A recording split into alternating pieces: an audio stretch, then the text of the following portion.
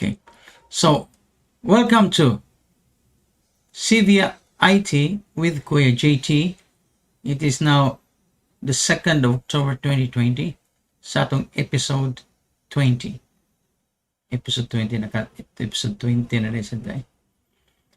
Anyway, so let's go to our technology news. Una sa mga balita, magkaigsunan ang Amazon.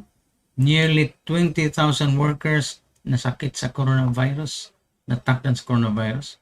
O sa laing bahin, ang mga NASA astronauts, yung NASA astronauts mo gusto na gawin mo biya sa kalibutan para sa SpaceX mission. O ang Facebook is pushing groups to your news feed. O naka-news feed yan na po yung mga groups ngayon i-push. Grabe ni Facebook, grabe pangwarta ni Facebook. Senate Commerce Committee sa United States nga Committee on Commerce votes to issue subpoenas to CEOs of Facebook, Google, and Twitter. Sa laing bahin,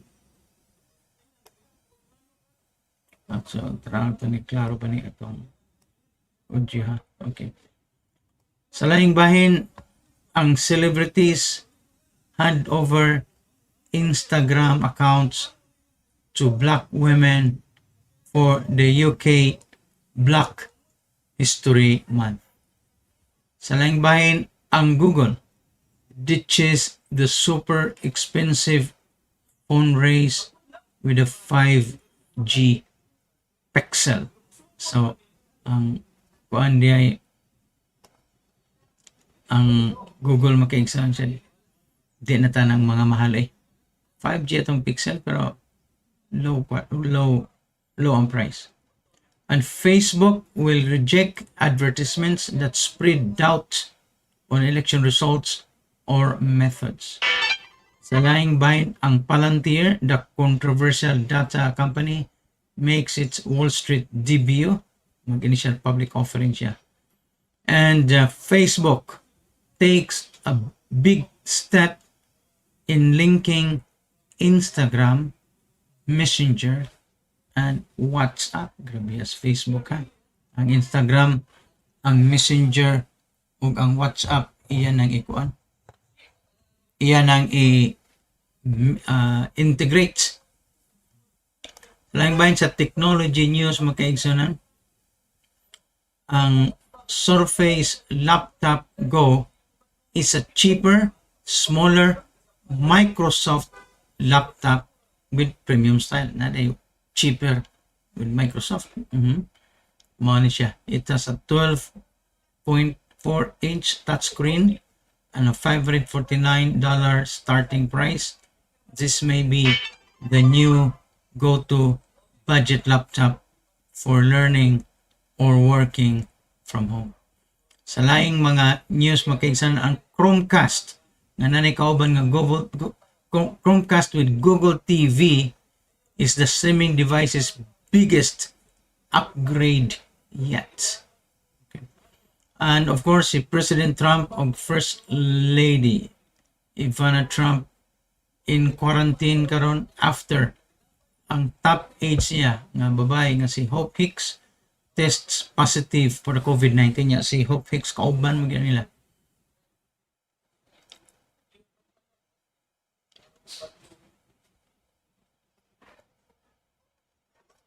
Ang Amazon o ang eBay nag-block sa pagbaligya sa stand-back and standby merchandise. Na politika naman ito ng ilang mga t-shirt, mga merchandise.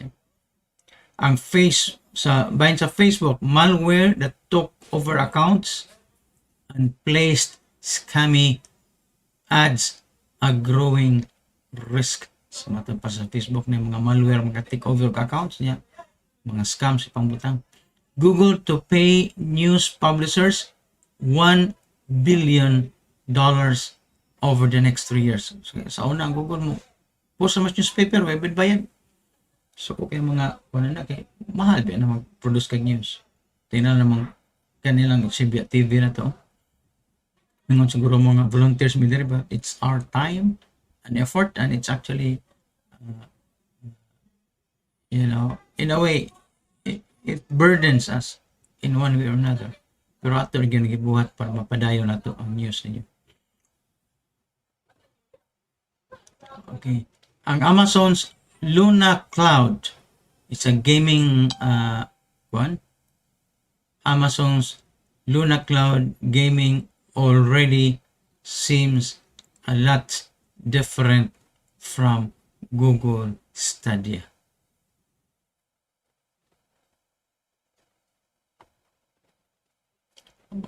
Sa pailain nga mga news mga igsoon. Hacking the apocalypse, high-tech solutions that could save us all. Sa laing bahin, the best wireless gaming mouse. Uy, hasta mga gaming mouse na may kompetensya sa the best wireless gaming mouse. 40 great gadgets and gear gifts for the holidays. Kakuyaw na eh. Dito sa Japan, o sa 60-foot tall nga Gundam robot is now walking and wreaking havoc. So, nagwili robot 60 foot malakaw na gid eh. So, dool na kayo ang atong kuan da gyud. Mga robotic na nga age.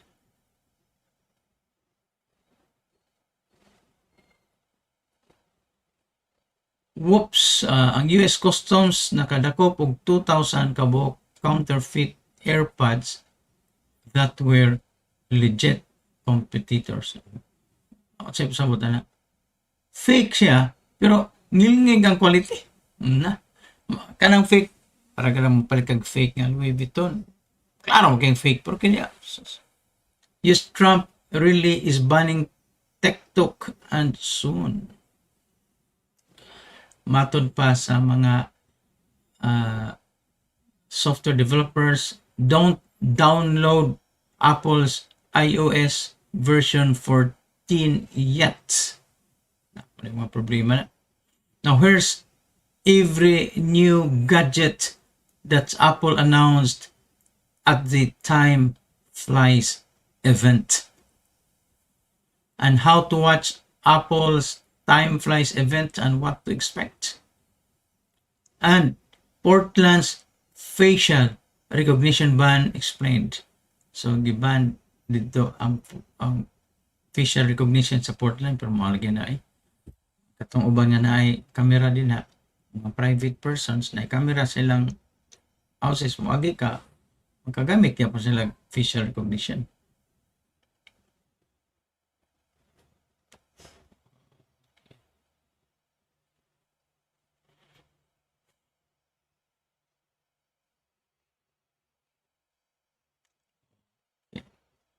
So, mag-isa na itong mga technology news. Kumusta naman ba niya?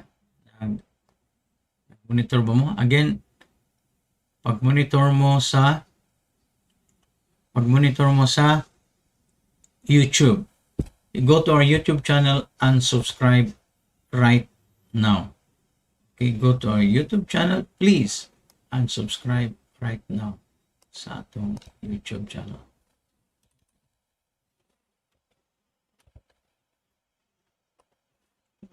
Okay, asan man ito? IT.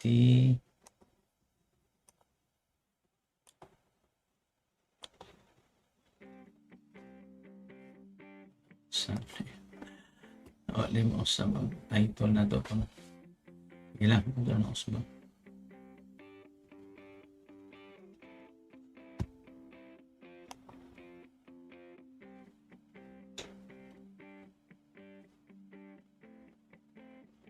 So please go to our YouTube channel right now, youtube.com/SibyaTV, one word, SibyaTV. Yeah, subscribe and post your comments dito sa YouTube.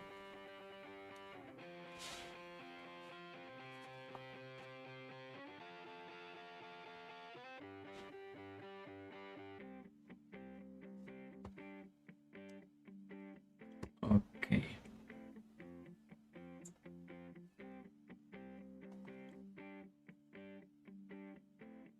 So nga kita sa detalye sa atong mga technology news makaigsunan. Ang Amazon nagingon kaganina that 19,816 sa iyang or almost 20,000 sa iyang frontline US employees sa Amazon o sa Whole Foods have tested positive or been presumed positive for the coronavirus, shedding light for the first time how its workforce has been impacted by COVID-19. Unya, kung nagsitog deliver of products, iyang kamot, iyang ginhawa, iyang sipon, iyang laway, mabutang sa box, takdan tong recipient sa box. Amazon has repeatedly resisted sharing comprehensive data with the public and with its own workers about the total number of confirmed coronavirus cases dito sa iyang mga warehouses which have become crucial hubs for household supplies during the pandemic. Ay, tiyalig na stock na nung ka. Tungod ani.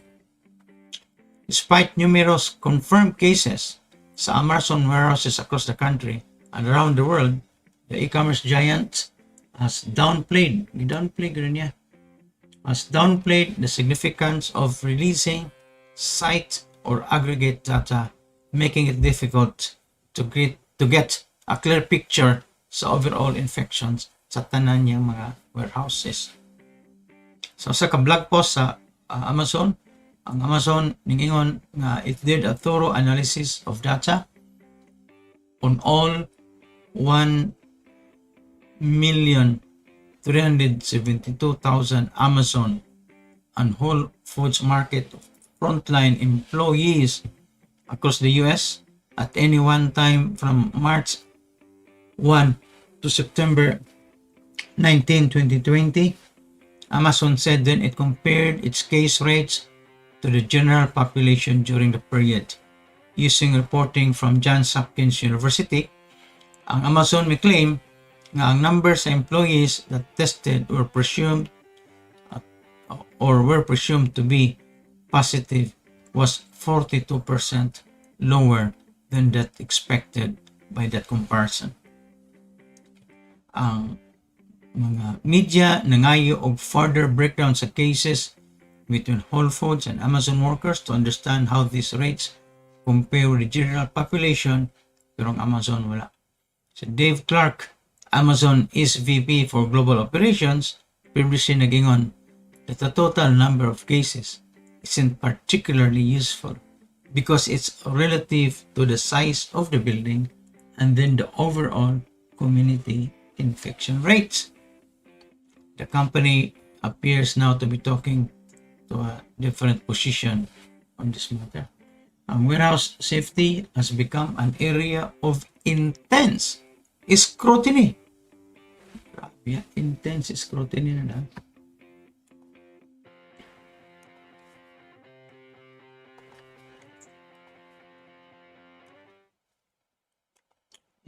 Intense scrutiny ang mga warehouse nila. Ang CEO nga si Jeff Bezos, the richest person in the world, has seen his personal fortune climb by tens of billions of dollars this year. In a letter sent to Bezos, an Amazon-owned Whole Foods CEO John McKay in May, more than a dozen attorneys general called on the companies to release a state-by-state breakdown of confirmed COVID-19 cases at their facilities as a part of a broader demand concerning worker health and safety. Amazon said it has taken a variety of steps to prevent the spread of the virus, including making more than 150 passages. O breaking news makaigsunan, si Trump tests positive for the coronavirus. Tinatanaon sa news.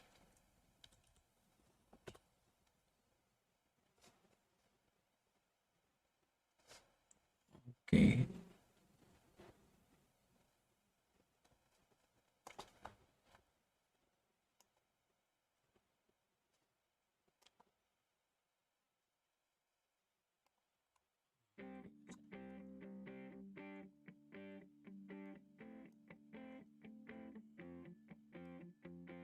Hmm?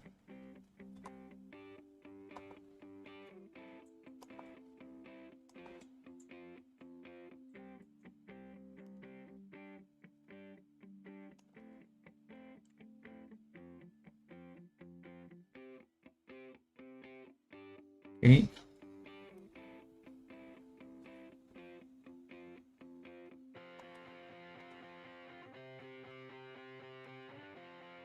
Okay. Matod pa sa CNN, Trump tests positive for coronavirus. Breaking news na siya. And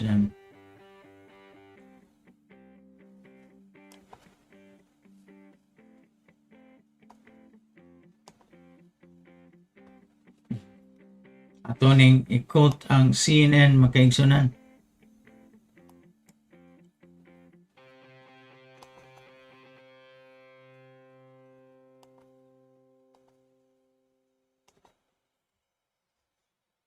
Si President Donald Trump tweets nga siya ug ang First Lady Melania Trump tests positive for the COVID-19.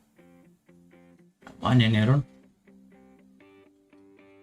Kuyawa na eh. Niyagwa na humanity sila. Unsan sila?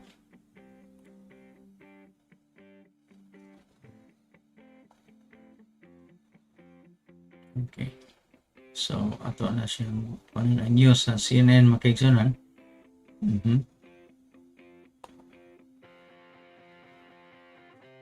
Okay.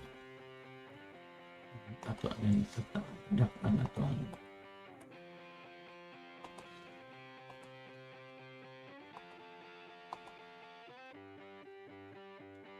Okay. Wait. Check adjust. Adjust natin siya gamay.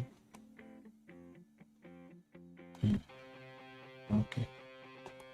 Sa CNN makaigsunan, President Donald Trump o ang First Lady nga si Melania Trump tested positive for coronavirus. Matod pa sa CNN, the President announced early Friday of course an extraordinary development coming months into global pandemic and in the final stretching election campaign.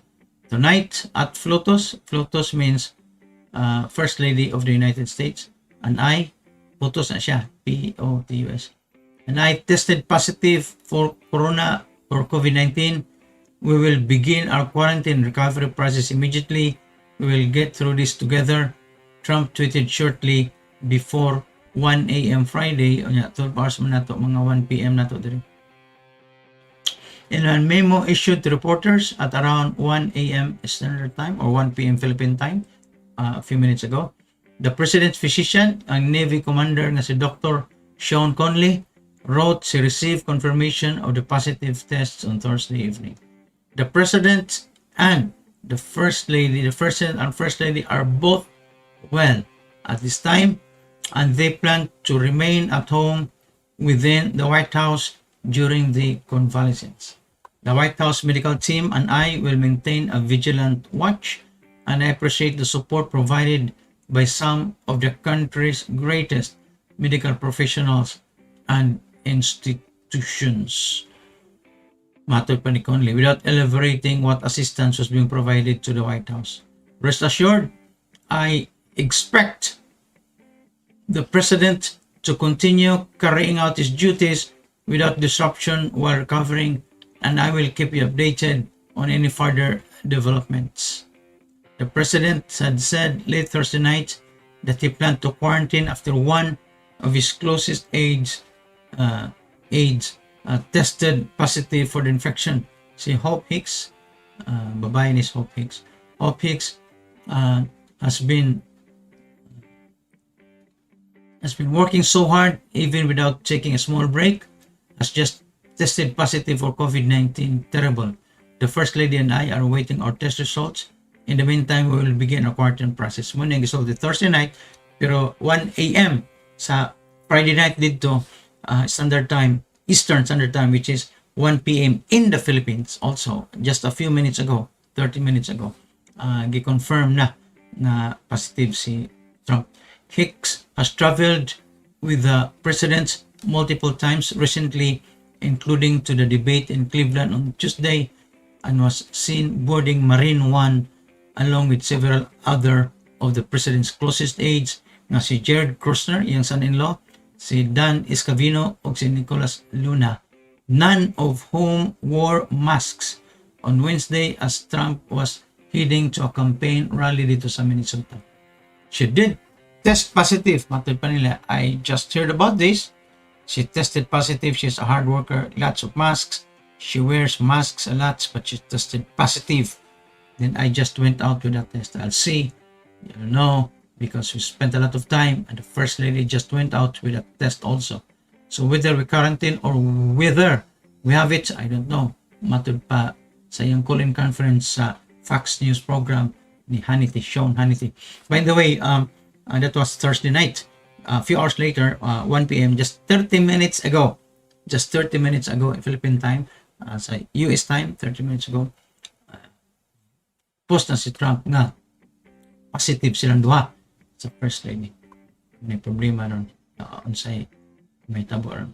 News of Hicks' positive test comes amid continued efforts by the Trump administration to blatantly disregard science and best public health practices during the pandemic, with the West Wing staff actively eschewing masks and the president defying recommendations from his own coronavirus task force. Okay. So, nanitabo.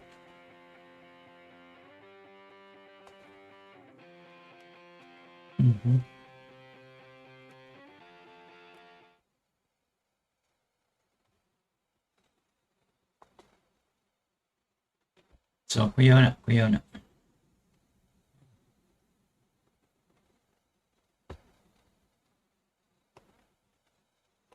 So, kay implications, ano yung makaisunan?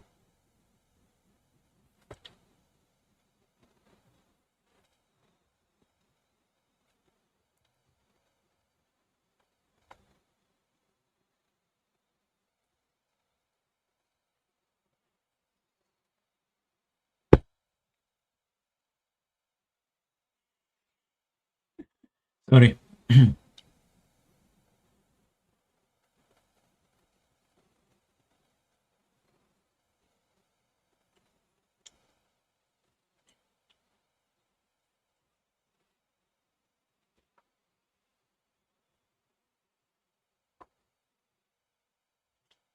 Okay. No one wanted to travel with me, so I went on vacation with a total stranger. Okay, kuya. Yeah. Anyway, mana ang news sa CNN makaigsunan regarding sa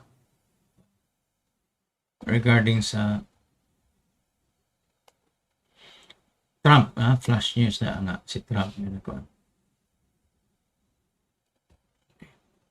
So balik kita sa technology news na to.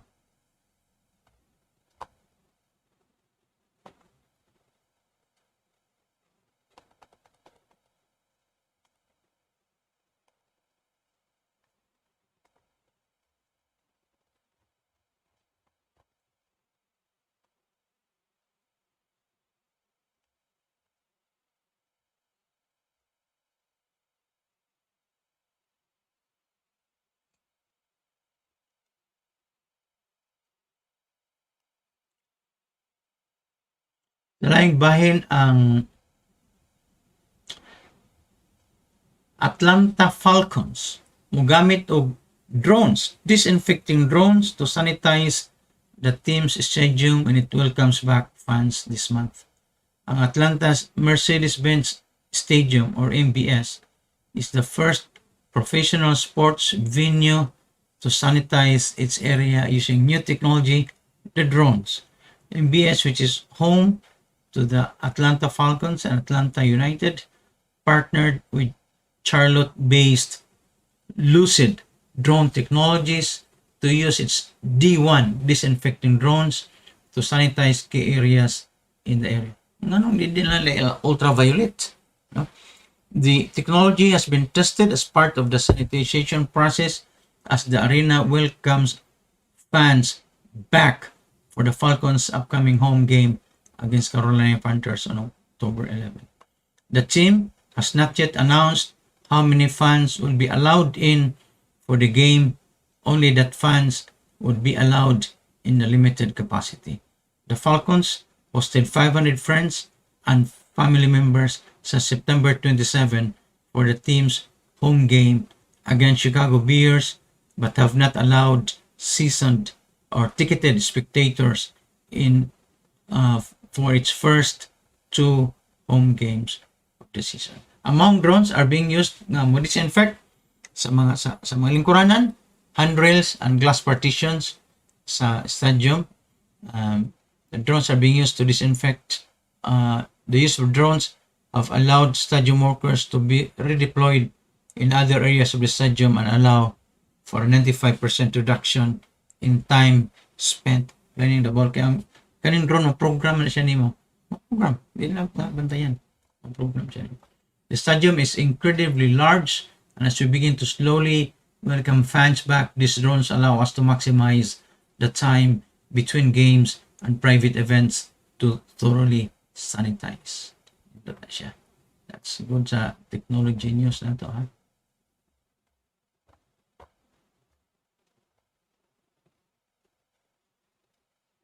Okay.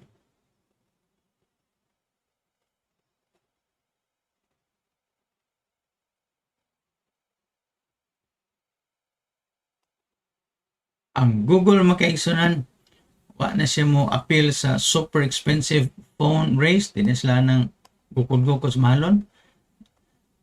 They're tapping out of the super expensive smartphone race, pareha ning Apple o Samsung, with its latest line of Pixel devices announced in an online event Wednesday. Google appears to be targeting a more cost-conscious user than the premium smartphones from competitors sama sa Apple o Samsung, many of which cost upwards of $1,000 and as much as $2,000. $1,000 is 50,000 pesos, $2,000 is 100,000 pesos. Mahal ko na Apple o Samsung. The Pixel 5 starts at $699 or $700 US, 35,000 pesos, and the Pixel 4a 4a 5G starts at $499. Meanwhile, the Pixel 4a that launched earlier this year costs $400 or 20,000 pesos. Those lower prices though come with some sacrifices. Both Pixel phones have less powerful processors and displays than top devices from Samsung and Apple, and the Pixel 4a 5G is not waterproof, though the Pixel 5 is waterproof. Japan will be the first country to get the Pixel 4a 5G on October 15, with the phone set to launch in 8 other countries, including the US, in November. The Pixel 5 will launch in 8 countries on October 15 and in the United States on October 29. Both Google's new phones support 5G technology, the next generation of super fast wireless networks. They are the latest in a growing slate of phones on the market built to connect to 5G, including models gikan sa Motorola, Samsung, Huawei, LG, and others. 5G. Problema ng 5G, expensive for the network companies, telecom. Okay, hapit ka riski na, butangan ni mo og butangan ni mo og tower transmitter. But the relatively low price point of the Google Pixel devices could provide a more affordable entry point to the 5G ecosystem. Both phones were launched kagahapon with the same front and rear camera system that Google described as its best one yet, featuring a new ultra-wide lens and software that helps take sharper images. Google is combining two of the Pixel's most popular features, the night sight and the portrait mode, that teach users blur their backgrounds while shooting in darker environments. Another low light feature called the portrait light allows users to strategically add light to darker sections. And man yung mga bagong technologies mga kaigsoon. Basta na yung chat din na.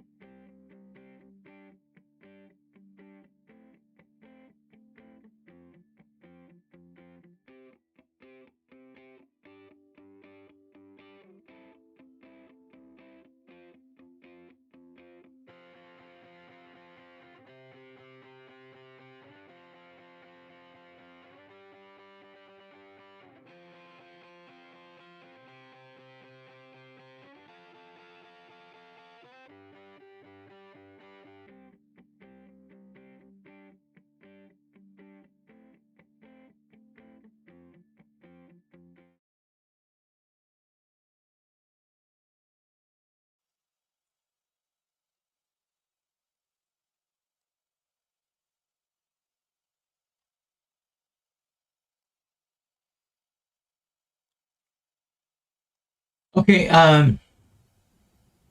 laing bayan makaigsunan ang Amazon's Luna Cloud Gaming. Luna Cloud. Luna Moon man eh. Already seems much different to Google Stadia.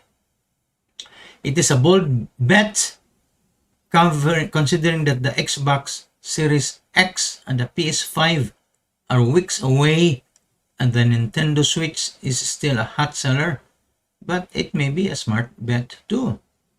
Now, sa katay human sa pag-launch sa Google sa iyang Stadia, ang Amazon murag they're trying to do the same thing for cloud gaming. The just announced Amazon Luna service is entering the streaming games market. Remember kanang streaming games market mo na nag-drive ron sa development in computer technology, especially sa faster, the latest and the greatest nga mga GPU or graphics processing units, graphics cards. Anyway, they just announced Amazon Luna service and sold niya siya sa streaming games market that's suddenly quite crowded na. For example, nanay Google Stadia, nanay Microsoft Game Pass Ultimate, Sony's PlayStation Now. Ang Luna has a controller like Stadia. It has Alexa on it. So ang Amazon's Luna, of course, kay Amazon man, it has Alexa on it. It has a controller sama sa Google Stadia. Now, like Google Stadia, it has Google Assistant. No, Stadia has Google Assistant. Ang Amazon's Luna, of course, has Alexa. Ang Luna, nanaro yung mga game publishers nga iyang gidani, gintice to join it. Like Ubisoft. Luna has Amazon on Twitch. Remember, ang Twitch is owned by Amazon. Amazon on Twitch as a connected video platform. Like Stadia is Google-owned YouTube. And Luna is starting in early access with a beta-like vibe that Stadia also had last year. Ang cloud gaming services are popping up. Nanggawas na sila to compete for your subscription budget more than ever this year.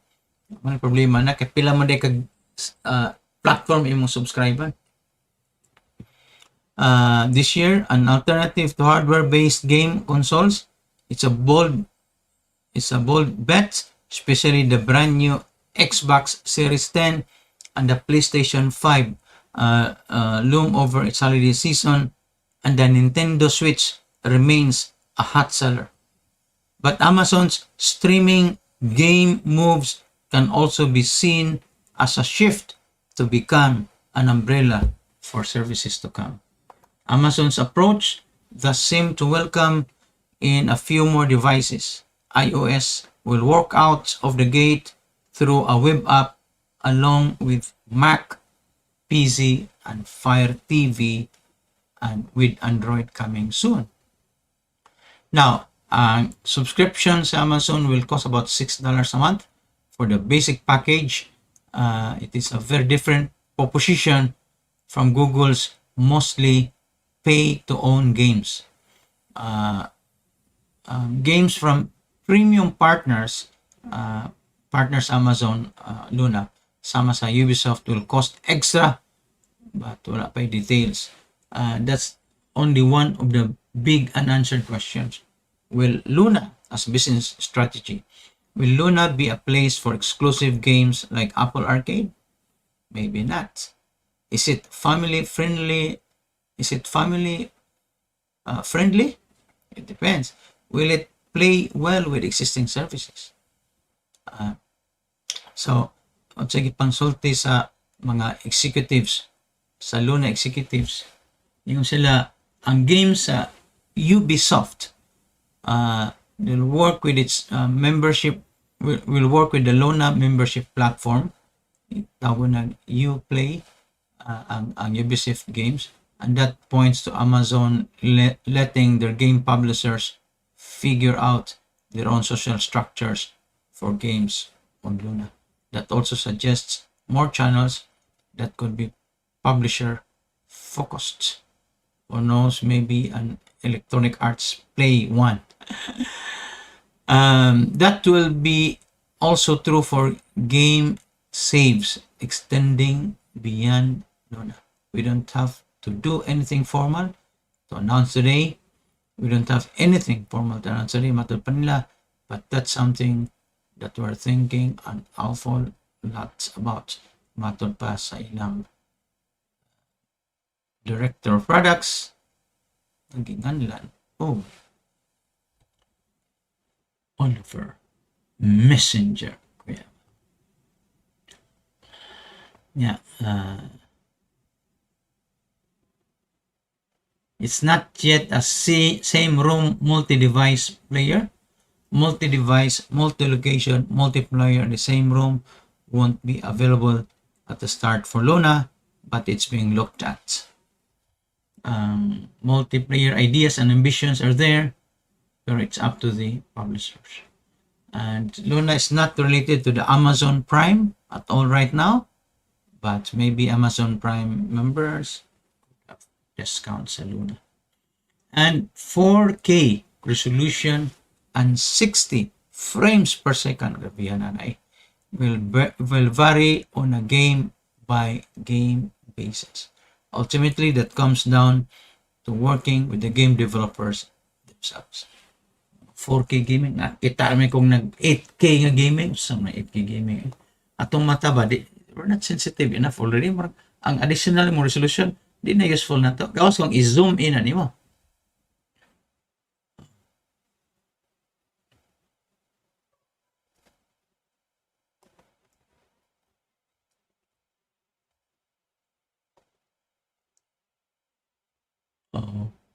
Okay. Leave the wires behind ko, no? With this top 6 gaming mice or mouse. Grabe ni mga manor na. Pang feature on sa top 6 nila ang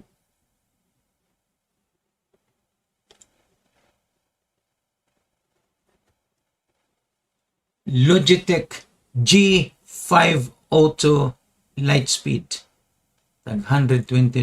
Kapia pa na. Pila naman na. Ang $100 ba is 5,000. Kanya, $20. 1,100 na siya. 1,100 pesos is 5,100 pesos. 20 times 5. 200 times 5. 5,000 na daan. Grabe yan. Logitech G502 Lightspeed.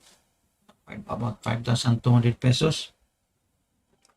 Kanya, Logitech MX Vertical. Higa vertical, ha? $93. Asus ROG Poggio 2 na mouse. These are wireless mouse, ha? Only $24. Alienware 610M Alienware $97. Logitech G305 Lightspeed $50. Saan naman nila na mga kuan sa top 6 tulo ka bukikan sa Logitech, usa sa Alienware, usa sa ROG.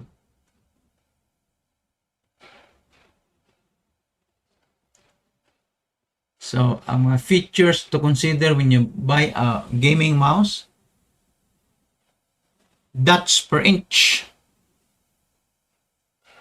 Yan na po gitawag clicks per inch. Indicates the speed at which you will be able to move the mouse across the screen. The higher the number, the faster and more controlled movements you will be able to make.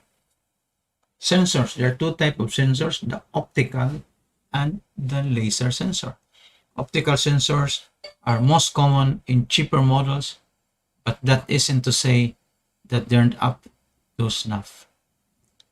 They tend to have a good tracking ability, and optical sensors, and are able to map well on different surfaces. Lasers are generally more expensive, and they also tend to map well except on rough surfaces. Ultimately, the decision comes down to personal preference, since either will work well for the average gamer. Customization. Most gaming mice come with customization options, both inside and out.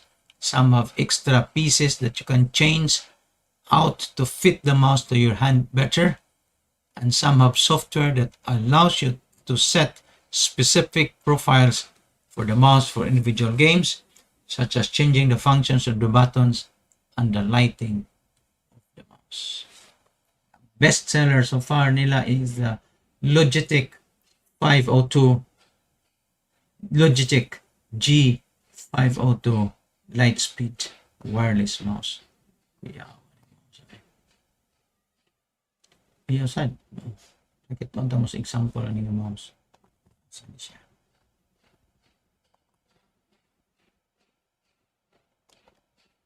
Kana ang Logitech 502 Lightspeed gaming mouse. Yung best seller nila. It has a 16K sensor, power play, compatible, tunable weights, and light sync na may RGB black. Anyway, salamat sa pag-uban ka na kung makaigsunan sa atong episode 20 sa Sibya I.T with Kuya JT, October 2, year 2020. Thank you. And napaboy message by the minute to si Jumilis Maturan. Thank you and good afternoon.